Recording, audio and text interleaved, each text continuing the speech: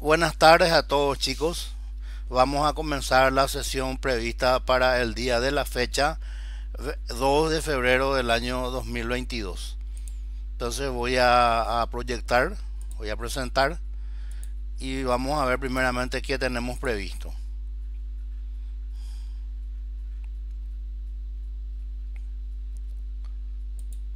Nos vamos a nuestra aula virtual. Bueno, parece que estamos teniendo problemas ahora con nuestra aula virtual. Voy a intentar otra vez ingresar.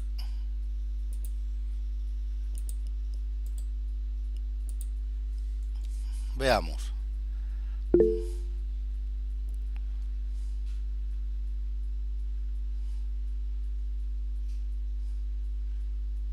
Bueno, mientras se va normalizando esto, acá está. Menos mal. Ahí está. Bueno, perfecto. Vamos a ver un poco dónde quedamos vez pasada, qué es lo que hicimos en la sesión anterior. Bueno, vamos a focalizarnos un poquitito, ¿verdad?, en la unidad 2. Comenzamos, ¿verdad?, con este concepto, ¿verdad?, de definición tradicional de tecnología. Luego hablamos, ¿verdad?, del sistema operativo Linux. Y quedó pendiente, ¿verdad?, hablar de por lo menos dos distribuciones de Linux, que después vamos a hacer ahora en el aula virtual. Y una vez que terminemos, ¿verdad?, de hablar sobre esos dos puntos, dos distribuciones de Linux, por lo menos porque son varias, son muchas, entonces ahí vamos a enfocarnos, ¿verdad?, en lo que tenemos previsto para hoy, que es el proceso de diseño industrial. Con eso estaríamos finalizando la sesión de hoy. Entonces vamos a hablar un poco de Ubuntu. Ubuntu, ¿verdad?, es una distribución de Linux que está en el mercado desde hace varios años. Normalmente se actualiza el 30 de abril y el 30 de octubre. Mantienen siempre esa secuencia.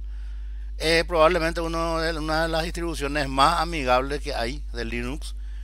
Como siempre, ¿verdad?, tiene también sus detractores y en realidad no es muy serio el argumento que emplean, ¿verdad? Y dicen que demasiado ya se parece al Windows. Pero Windows es un entorno gráfico y obviamente cualquier entorno gráfico siempre va a tener similitudes, ¿verdad? Van a tener similitudes entre sí por más que sean sistemas operativos diferentes. ¿Qué podemos mencionar entonces de Ubuntu? Es un sistema operativo de software libre y código abierto. Está basada en Debian. Puede utilizarse en forma indistinta en ordenadores y servidores. Está orientado al usuario promedio con un fuerte enfoque en la facilidad de uso y en mejorar la experiencia del usuario. Está compuesto de múltiples software normalmente distribuidos bajo una licencia libre o de código abierto. Estadísticas web sugieren que la cuota de mercado de Ubuntu dentro de las distribuciones Linux es aproximadamente del 52% y con una tendencia a aumentar como servidor web. Existe también una posibilidad en Linux de instalar, ¿verdad?, una versión mínima del sistema operativo en un pendrive y hacerlo funcionar a través de ese pendrive. Pero son unos pasos que se tienen que ir dando para el efecto. Inicio de Ubuntu.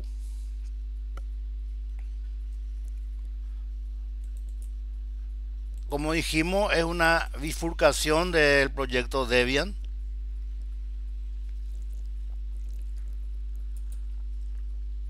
La idea era que Debian fuera una distribución más fácil de usar y entender para los usuarios finales, corrigiendo errores de este. Su primer lanzamiento fue en octubre de 2004.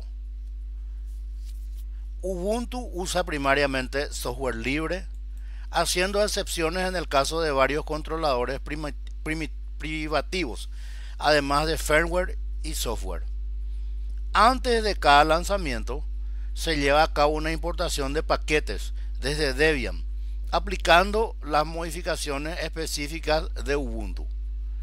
Un mes antes del lanzamiento comienza un proceso de congelación de importaciones, ayudando a que los desarrolladores puedan asegurar que el software sea suficientemente estable.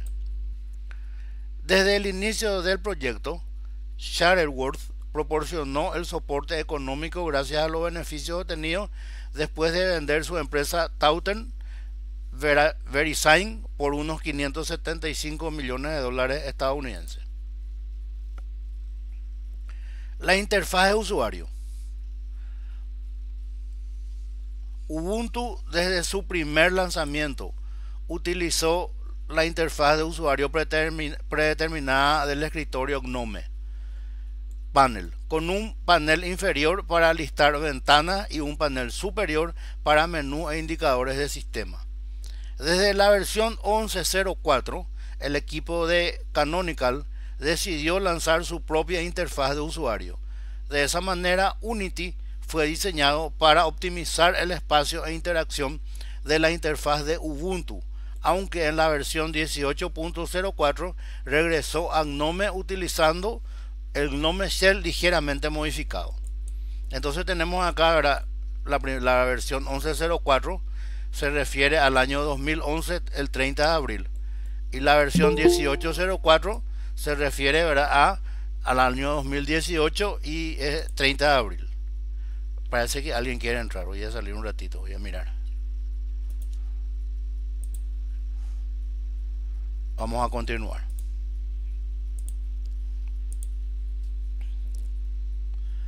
Diseño.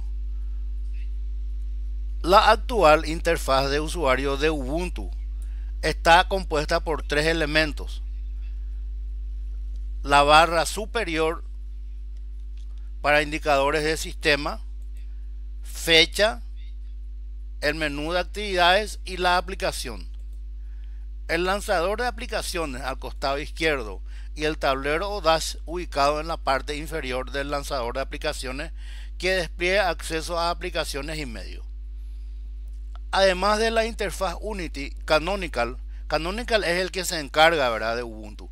Ha diseñado varios elementos para esta: set de iconos Ubuntu, Mono y Humanity, temas visuales ligeros, tipografía Ubuntu con varios estilos de escritura, barras de desplazamiento superpuestas, notificaciones OSD, pantalla de inicio de sesión Unity Greeter, gestos multitáctil o touch, temas de sonido de inicio de sesión y los menús globales de aplicaciones.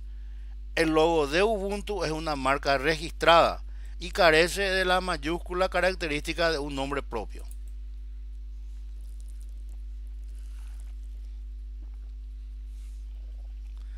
Características.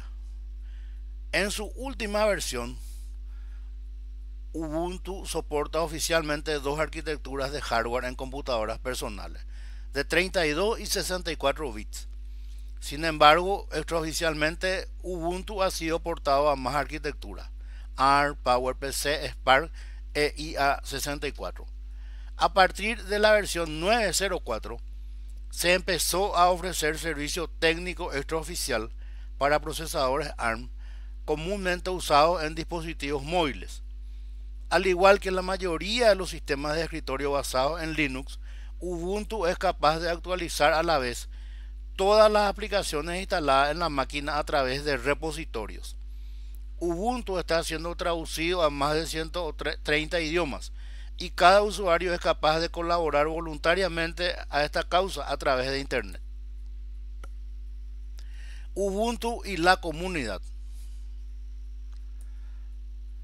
Los usuarios pueden participar en el desarrollo de Ubuntu, escribiendo código, solucionando bugs, probando versiones inestables del sistema, etc. Además, en febrero de 2008 se puso en marcha el sitio Brainstorm, que permite a los usuarios proponer sus ideas y votarlas del resto. También se informa de las ideas propuestas que se están desarrollando o están previstas. Brainstorm es tormenta de ideas, ¿verdad? ¿En qué consiste eso? Es como que se hace un debate, ¿verdad? Nosotros podemos hacer un debate entre nosotros y a través de una tormenta de ideas cada uno puede sugerir, ¿verdad?, algo sobre su punto de vista con relación a un determinado punto en cuestión. El software incluido. Ubuntu posee una gran gama de aplicaciones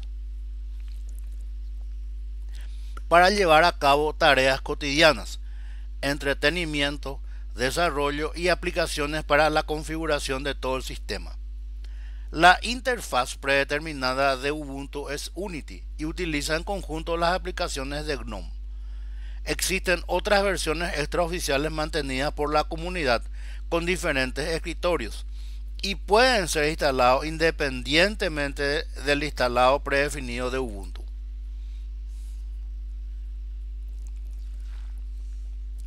Aplicaciones de Ubuntu. Es conocido por su facilidad de uso y las aplicaciones orientadas al usuario final.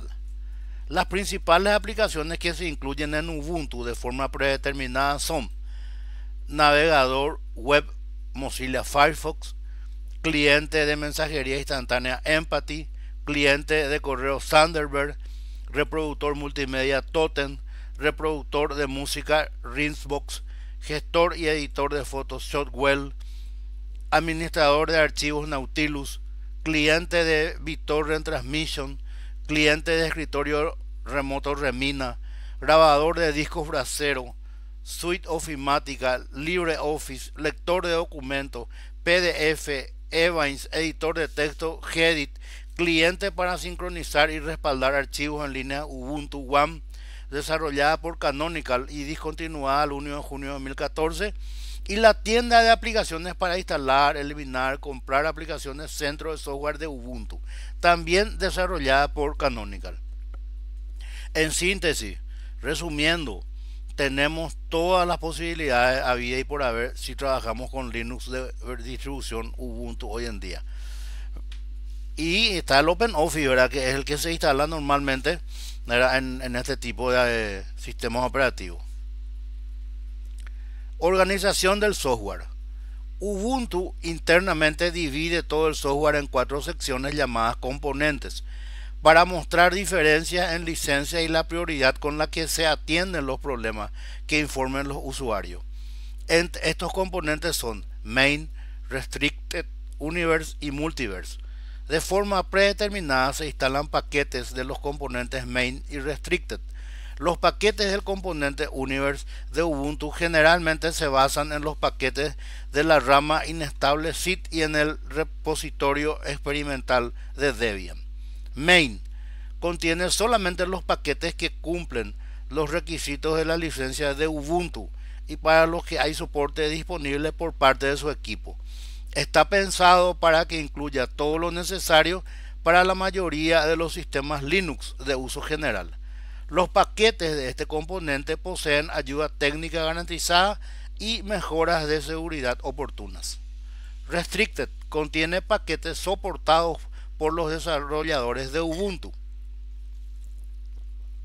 debido a su importancia, pero que no está disponible bajo ningún tipo de licencia libre para incluir en Main. En este lugar se incluyen los paquetes tales como los controladores propietarios de algunas tarjetas gráficas, como los de ATI y NVIDIA. El nivel de la ayuda es más limitado que para Main, puesto que los desarrolladores pueden no tener acceso al código fuente. Universe contiene una amplia gama de programas que pueden o no tener una licencia restringida, pero que no recibe apoyo por parte del equipo de Ubuntu, sino por parte de la comunidad. Esto permite que los usuarios instalen toda clase de programas en el sistema, guardándolos en un lugar aparte de los paquetes soportados Main y Restricted. Multiverse contiene los paquetes sin soporte debido a que no cumplen los requisitos de software libre. Escritorio, teléfono, tableta, televisión. A partir del núcleo de Ubuntu y su interfaz Unity, Canonical decidió desarrollar versiones enfocadas a diferentes dispositivos, tales como televisores, teléfonos inteligentes y futuras versiones móviles para tabletas. Estas son las actuales y en desarrollo de versiones de Ubuntu mantenidas por Canonical, las cuales van dirigidas a diferentes ambientes y dispositivos: Ubuntu Phone, orientado para usuarios con teléfonos inteligentes. Ubuntu Desktop para usuarios con computadora de escritorio. Ubuntu Phone para usuarios con teléfonos inteligentes. Ubuntu Table, tablet orientado para usuarios con tabletas portátiles. Acá tenemos ahora las instalaciones, los requisitos mínimos, ¿verdad? Por lo menos 512 de mega de RAM, ¿verdad? Todo el mundo tiene eso hoy en día.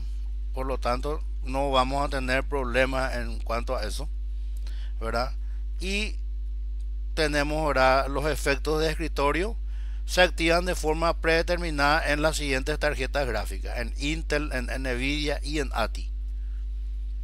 Tenemos las distribuciones de Ubuntu, ¿verdad?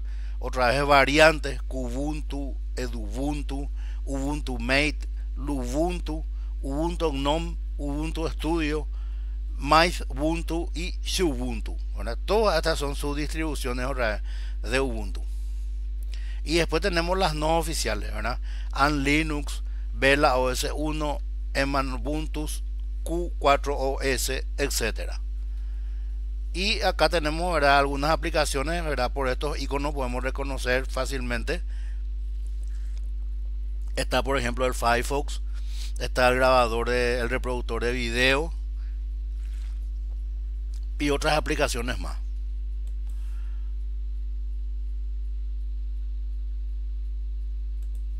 Y con esto estaríamos terminando, ¿verdad?, la parte de Linux Ubuntu.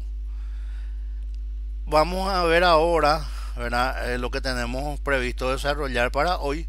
Y de acuerdo a la disponibilidad de tiempo estaríamos viendo entonces el Zorin, ¿verdad?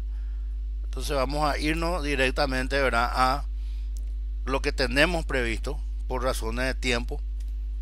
Total, esto vamos a alzarlo en el aula virtual. No hay drama en cuanto a eso. Vamos a alzar varias versiones para que ustedes puedan mirar de acuerdo a su disponibilidad de tiempo. Y para hoy tenemos previsto, ¿verdad?, referirnos al proceso de diseño industrial. Todo un tema es lo del diseño, ¿verdad? Ahí se mezclan varios conceptos, ¿verdad? Está la parte de marketing, ¿verdad? Porque hay gente que dice, el producto te entra por el ojo. Eso, así dicho en forma coloquial, significa en otros términos que la presentación del producto es importante, el diseño del producto. Y también se fueron, digamos, acoplando conceptos como calidad total, ¿verdad?, que son los ISO, ¿verdad?, y SO, ¿verdad? Y también el concepto de ergonomía. Ergonomía lo que persigue es, ¿verdad?, mejorar la fisiología del trabajo. O sea, que las personas que están trabajando en su oficina estén, ¿verdad?, haciéndolo de manera cómoda y confortable. Y hay una serie de factores que intervienen ahí.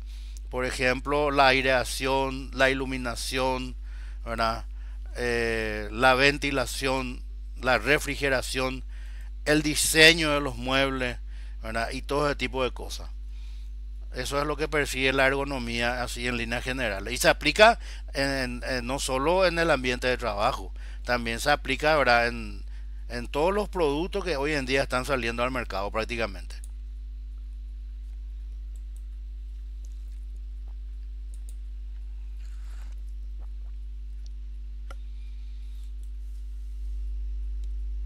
Muy bien.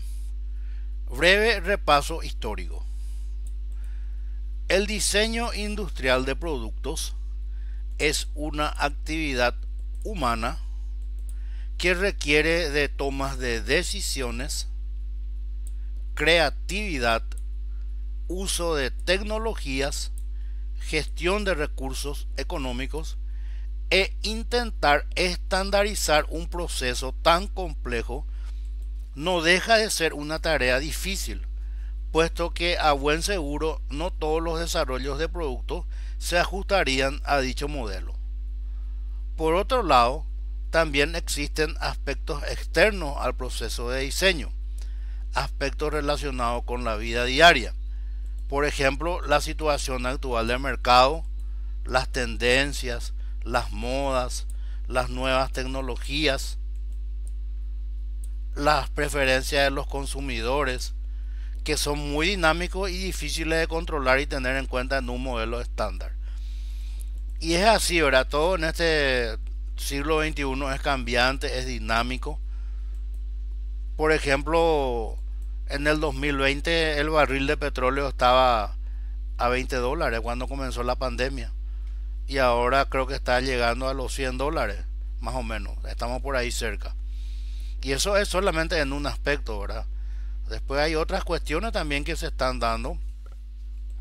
A nivel internacional probablemente este año va a subir el precio de los commodities, ¿verdad? Que es nuestro fuerte, específicamente la parte de granos, ¿verdad? Soja, maíz, porque los tres países que estamos produciendo eso acá en esta subregión, ¿verdad? Me refiero a Brasil, Argentina y nosotros tuvimos problemas, ¿verdad? De sequía. Entonces todos esos factores van a digamos, intervenir después en el precio final del producto. Y ahí tenemos, ¿verdad? Historiando un poco lo que se conoce como procesos lineales. Hay acuerdo en los historiadores en considerar, esto está en alemán, ¿verdad? A la Hochschule für Gestaltung de Ulm como precursora de los trabajos de la metodología del diseño. Esta escuela hereda las bases y conceptos del diseño de la más famosa escuela de ella, la Bauhaus. Tomás Maldonado, primer director de la escuela de Ulm, propuso una metodología basada en la idea de que el diseño era un proceso que podría ser sistematizado y racionalizado. Naturalmente, ¿verdad? Las herramientas de diseño que se tenían en ese entonces son muy diferentes a las que tenemos ahora. Porque ahora, a través de la informática, ¿verdad? Y utilizando las aplicaciones adecuadas, los diseños se hacen directamente a través, ¿verdad? De aplicaciones. Y con el uso de las impresoras 3D, eso que se diseña en pantalla, después se imprime y ya tenemos una muestra de lo que sería el producto final.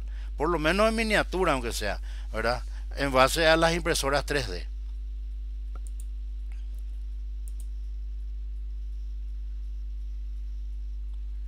Seguimos ahora con procesos lineales. En los años 70, Broadbent, una de las grandes figuras de la metodología del diseño, criticaba estos primeros intentos al considerarlos ideologías en lugar de teoría científica.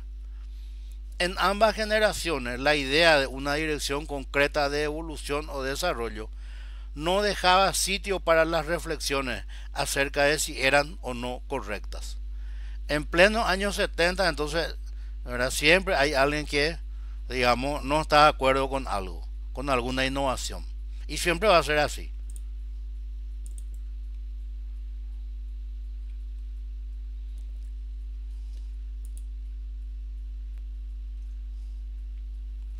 A principios de los 90, ¿verdad? Ahora ya estamos, ¿verdad? En lo que se conoce como procesos iterativos, ¿verdad? Esta es una terminología, ¿verdad? Muy utilizada por la gente que está en informática cuando hablamos de iteraciones. Es lo que conocemos como ciclo, ¿verdad? Y que en lenguaje C sería el for, el while y el do while, ¿verdad?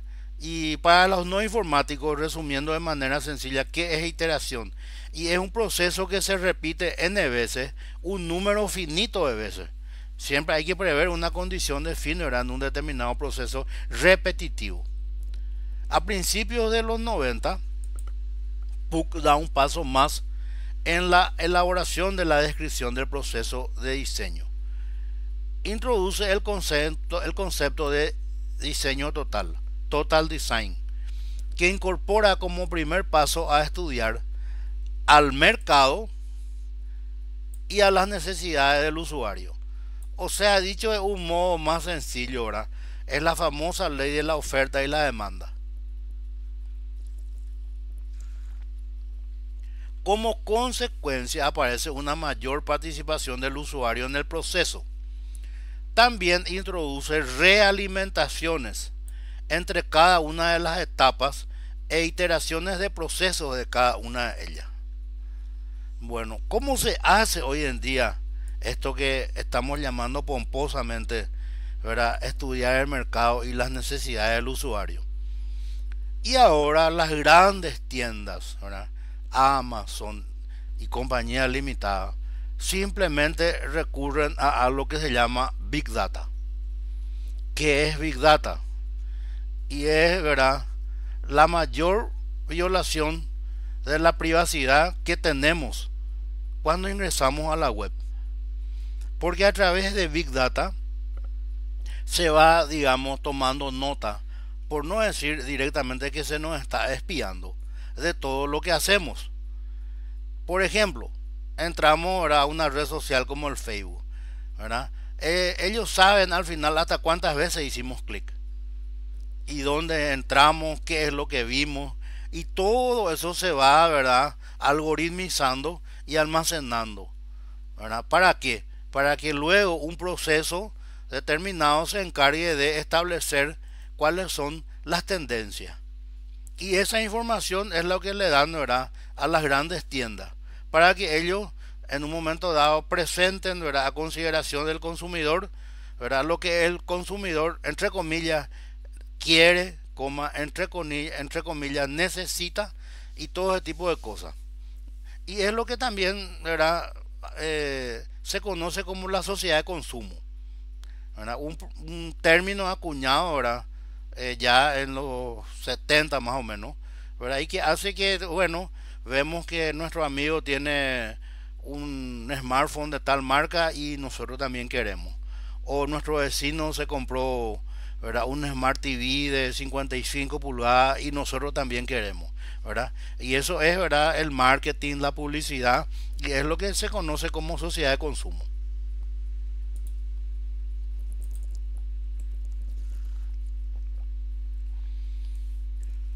Y ahora, ¿verdad?, sin ánimo de salirnos fuera de contexto, era un comentario al margen más lo que hice. Vamos a hablar un poco de las fases del proceso de diseño, porque eso es lo que tenemos que ver hoy, el diseño industrial. Primero, ¿verdad?, la definición estratégica. Consiste, ¿verdad?, en definir el producto desde el punto de vista de las necesidades, no de los requerimientos técnicos. Diseño de concepto.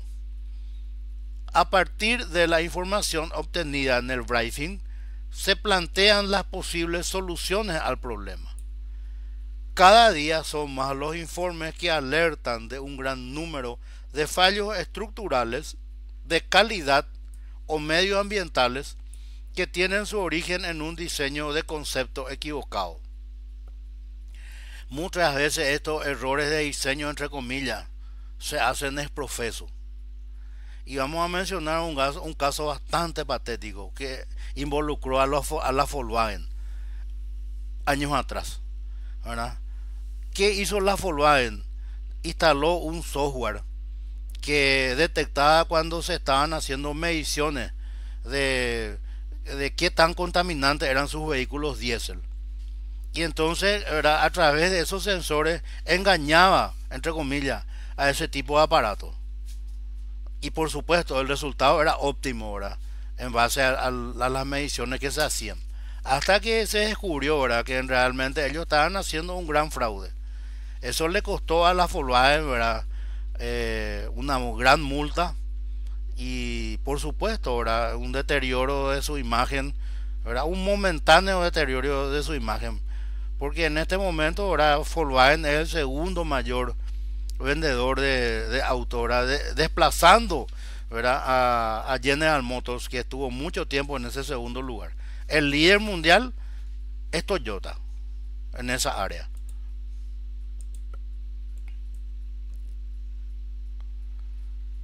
Vamos a seguir con lo de diseño. El detalle.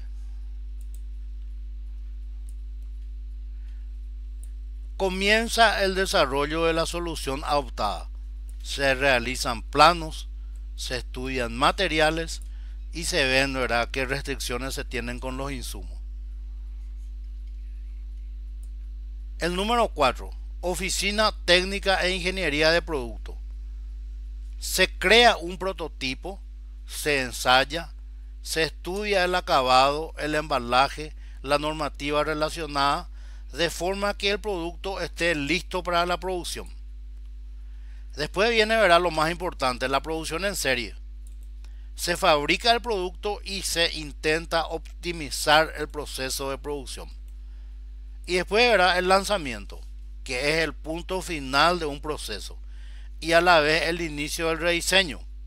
Incluye etapas como la distribución y la exposición en ferias. Y otro punto que nos menciona ahora en la fuente es lo que se conoce como la obsolescencia programada. En mi caso particular, yo siempre pensé que esto de la obsolescencia programada era algo nuevo, que digamos se inició cuando Apple, IBM, en el área de informática, ¿verdad?, y Samsung y también Apple y otras marcas más en el área de celulares empezaron, ¿verdad?, Eh, digamos a ralentizar, ¿verdad?, digamos el funcionamiento de sus equipos para de esa manera obligar al consumidor a cambiar por otro nuevo. En realidad, conforme a mis investigaciones, ¿verdad?, el concepto de obsolescencia programada fue un gerente de General Motors, ¿verdad?, de Estados Unidos, quien, digamos, llevó a la práctica ese concepto. Ocurre que los primeros autos eran eternos prácticamente, ¿verdad? Primero por el material que usaban para construir la carrocería y todo tipo de cosas. Y segundo, ¿verdad?, los motores, ¿verdad?, cómo se diseñaban, eran con material de muy buena calidad. Entonces él se dio cuenta, ¿verdad?, de que la gente tardaba mucho en cambiar de un modelo a otro. Entonces ahí él dijo, no, tenemos que primeramente lanzar cada año, si es posible, una versión mejorada del producto anterior. Normalmente Chevrolet es, verdad, el buque insignia de General Motors, pero también paralelamente creó otras marcas, siempre de General Motors. Por ejemplo, ¿verdad?, Oldsmobile, que fue en su momento en la década del 70 y los 80, ¿verdad?, el vehículo que utilizaban los ejecutivos de Estados Unidos. ¿Verdad? Si vos eras un ejecutivo de alguna empresa importante, entonces debías necesariamente de tener estacionado en tu garage un Oldsmobile, ¿verdad?, un vehículo lujoso para la época, realmente. Hay que reconocer que era un vehículo de alta gama.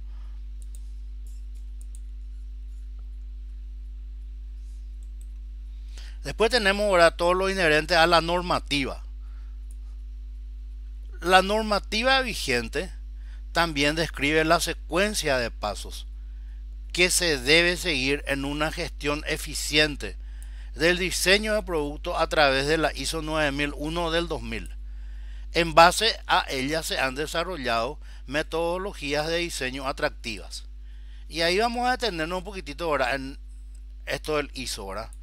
Bueno, tener un producto que esté certificado con algún ISO, ¿verdad?, porque hay ISO 9000, 9001, 9014, ¿verdad? Cada uno es para un determinado, digamos, para un determinado tipo de calidad. El ISO 9000 creo que es para áreas, para empresas de servicio, ¿verdad? Después había otra, no recuerdo qué ISO es, para certificar la ergonomía o calidad del trabajador de una empresa. Y entonces tener un certificado ISO le da prestigio a tu marca. Para eso hay una serie de pasos, entre comillas, ¿verdad?, que se deben seguir para obtener ese certificado de calidad total. Entonces de ahí viene lo del ISO. Sin embargo, aunque con esta norma se garantice una mejora de la gestión del proceso, sobre todo desde el punto de vista de control documental y de responsabilidad, no profundiza en las etapas del proceso de diseño y por tanto necesita de otros documentos que cubran esas lagunas. O sea, tener un ISO, un certificado ISO, de verdad te da prestigio, ¿verdad? Para hacer buen marketing, para tener una buena imagen. Sin embargo, hay cosas de verdad que en los ISO se dejan de lado, que no se controlan tampoco con mucho rigor y que incluso no se controlan luego.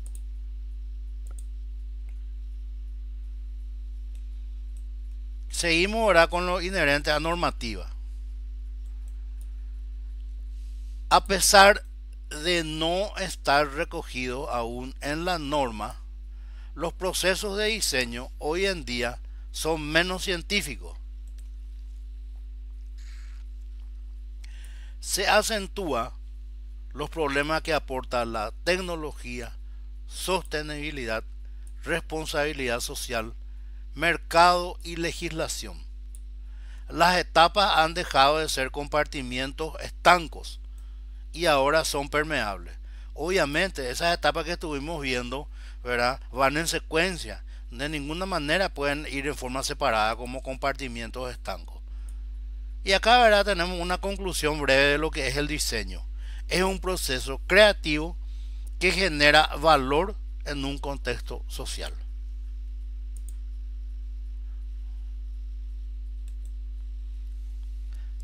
Seguimos con el punto 3, ¿verdad? La normativa. Estábamos con el ISO y todas esas cosas. No solo se han incorporado conceptos de ámbito social al propio estudio de la metodología del proceso de diseño, sino la forma de ver y construir cada una de las etapas. También se ha producido un giro humanizante. Un buen ejemplo de ello es el diseño emocional, donde aspectos humanos como la emoción, sentimiento o sensaciones son el punto de mira constante durante todo el proceso de elaboración de nuevos productos. Y acá tenemos un caso, ¿verdad? La ingeniera Kansei, ¿verdad? La ingeniería Kansei, mejor dicho, desarrollada por Mitsuo Nagamachi, profesor de la Universidad de Hiroshima, recoge estas experiencias y ha creado una metodología de trabajo de desarrollo ergonómico orientada al consumidor y abandonando las exigencias del fabricante, ¿verdad? Y bueno, entonces por ejemplo, con esta metodología, ¿verdad?, si bien es el fabricante siempre el que decide, se le convence, entre comillas, al fabricante de adoptar, ¿verdad?, ciertas normas, ciertos diseños en base a qué, en base a los estudios que se hicieron al respecto.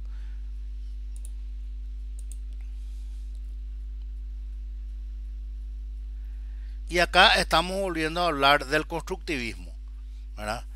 Habíamos mencionado que en el ámbito educativo, ¿verdad?, están varias escuelas y la del constructivismo, ¿verdad?, digamos, fue una idea de Jean Piaget, pero surgieron otros modelos, ¿verdad?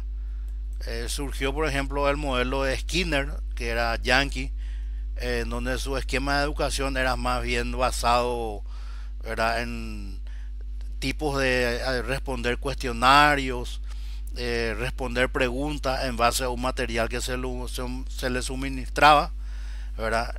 Estamos hablando de educación. Está el modelo que se usó en la Unión Soviética de Makarenko, que era conductista, ¿verdad?, que consistía en, bueno, todos los estudiantes tienen que hacer tal cosa, levantarse a las 5 de la mañana y luego asearse y luego hacer esto, ¿verdad? Era así más o menos tipo militar, muy rígido. Y así fueron surgiendo diferentes metodologías, ¿verdad?, pedagógicas, diferentes puntos de vista. Y de ahí entonces estamos adoptando lo que es el constructivismo, ¿verdad?, de Piaget, pero ¿en dónde? En el diseño. En esta reflexión queremos aportar un paso más al proceso de diseño, con las ideas del constructivismo social a este ciclo. Para ello utilizaremos como elementos el gráfico del ciclo de diseño de 6 etapas, visto anteriormente, eso estuvimos viendo anteriormente, y los conceptos identificativos del constructivismo social. Los grupos sociales relevantes, cuando hablamos de la bicicleta, la flexibilidad interpretativa, los mecanismos de cierre y el contexto amplio, que también estuvimos viendo ya. Hecha la apreciación, podríamos comenzar el rediseño de la metodología incorporando los grupos sociales relevantes. Estos están presentes en todas las etapas del proceso de diseño.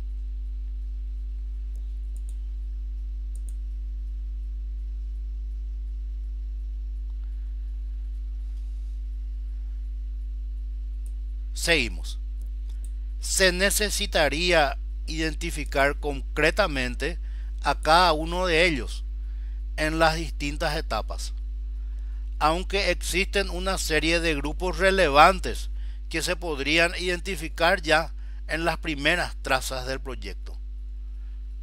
Los consumidores del producto, primero que todo, y los ingenieros que cierran el desarrollo del trabajo.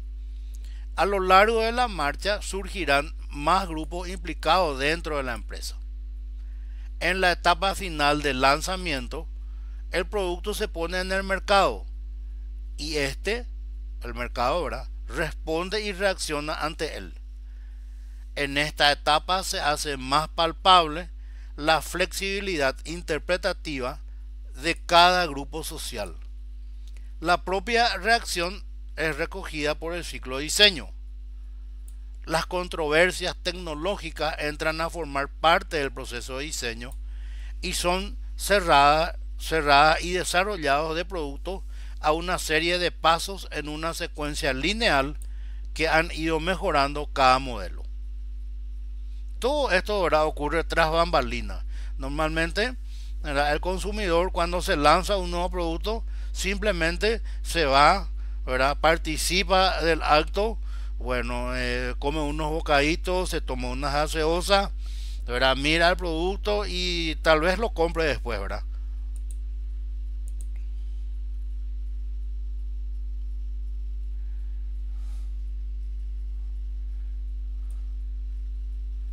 En los últimos años, el proceso de desarrollo de un proyecto industrial ha pasado de una concepción lineal heredada de la concepción tradicional de la tecnología como aplicación de la ciencia básica a una concepción cíclica, en el que desde una perspectiva global se recoge todos los pasos, secuencias, ideas y desarrollos desde que surge una necesidad o problema en un producto hasta que éste vuelve de nuevo al mercado.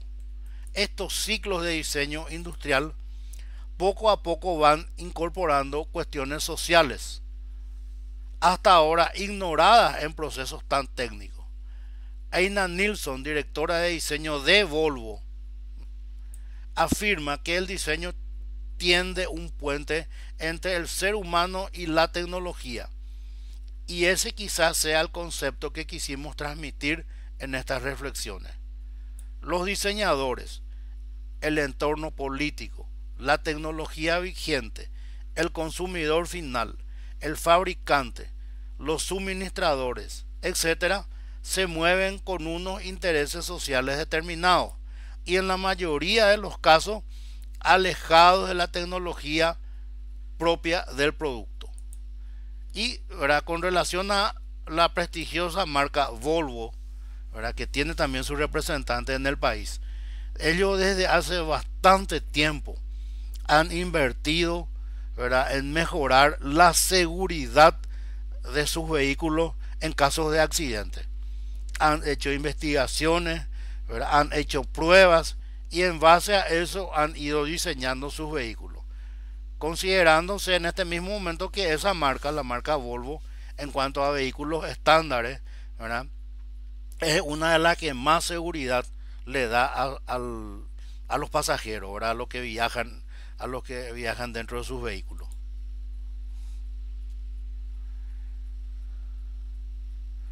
Muy bien, de esta manera estaríamos finalizando, ¿verdad?, el diseño del proceso industrial. Estuvimos viendo, ¿verdad?, Ubuntu, que fue una continuación, ¿verdad?, eh, de lo que desarrollamos en la sesión anterior, y ahora estamos entonces viendo, ¿verdad?, este último punto. A ver, alguien parece que me escribió en el chat. Ah, ya, perfecto. Genial. Veo que entonces se reportaron como presentes. Y bueno, entonces de esta manera estaríamos dando, ¿verdad?, por finalizada la sesión de hoy. Voy a alzar nomás ya en nuestra aula virtual los otros materiales de Linux que tengo preparado, ¿verdad?, para que ustedes puedan echarle también una miradita. Eh, yo no soy anti Windows, pero la verdad que simpatizo bastante con Linux, eso no voy a negar. Pero no podemos ir, ¿verdad?, contra las reglas del mercado. En este mismo momento, ¿verdad?, Microsoft lidera, ¿verdad?, en lo inherente a software para informática a nivel mundial. Pero también han tenido sus grandes fracasos. Por ejemplo, el tema de las tablets.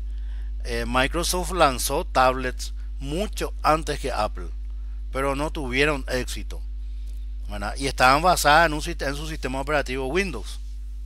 Antes de eso, ¿verdad?, también lanzaron a varios paquetes, ¿verdad? Por ejemplo, en la década de los 80 el OS2, ¿verdad?, que fue un sistema operativo que competía con Novell, que ya era para usar en sistemas de redes LAN, pero para microcomputadora. Hay que tener en cuenta que en la década del 80 y el 90 se trabajaba todavía con mainframes de IBM, y había un problema de compatibilización entre esas mainframes y las computadoras personales. ¿Y en qué consistía ese problema? Esa inconsistencia. Y las mainframes de IBM, por ejemplo 4331, 9370, sistema 34, trabajaban con un sistema de codificación interna creada luego por IBM que se llamaba EBCDIC, en tanto y en cuanto que las computadoras personales, ¿verdad?, de IBM, de Apple y de otras marcas trabajaban con un sistema de codificación interna que se llama ASCII, que es el que usamos en este momento, ¿verdad?, hoy día. ASCII, ¿verdad?, tiene la ventaja de tener la posibilidad de escribir 255 caracteres diferentes, ¿verdad?, con los cuales podemos prácticamente resolver todos los problemas que tiene, por ejemplo, todas las particularidades que tiene cada idioma. Anteriormente un problema muy grave en la informática era el tema de la ñ, ¿verdad? No había luego en los teclados de la década del 70 y 80 la ñ, porque no reconocía luego el sistema de codificación interna. Eso se solucionó con el ASCII, ¿verdad? Y si no tenemos la ñ en nuestro teclado, bueno, tenemos la tecla AL, ¿verdad? AL 164, AL 165, y tenemos ñ mayúscula, ñ minúscula, y solucionamos ese problema. Tampoco teníamos la posibilidad de una particularidad del español, ¿verdad?, aparte de la ñ. ¿Y cuál es la particularidad a la que me estoy refiriendo? El español es la única lengua que tiene doble signo de interrogación y doble signo de admiración. En todos los demás idiomas, ¿verdad?, existe solamente un signo de interrogación y un signo de admiración, ¿verdad? El español, como dije y vuelvo a repetir, es el único, ¿verdad?, que tiene doble sistema de interrogación y también de admiración. Son comentarios al margen, ¿verdad?, que estoy haciendo. Y después, con el transcurso del tiempo, ¿verdad?, desapareció prácticamente EBCDIC como sistema de codificación interna y se quedó el ASCII, que es el que utilizamos hoy en día. Había entonces un problema, ¿verdad?, para comunicarse entre ambas plataformas, por decirlo de alguna manera. Ese problema se solucionó en parte cuando IBM lanzó al mercado el legendario AS400, para lo cual era totalmente transparente que el usuario, ¿verdad?, escribiera con ASCII o escribiera con EBCDIC, hasta que después con el tiempo, ¿verdad?, se impuso el ASCII, que es el que estamos usando hoy día. Bueno, si ustedes no tienen objeciones, chicos, entonces levantamos la sesión. ¿Qué les parece? Todo bien, profe. Perfecto. ¿Algún comentario que quieran hacer al margen?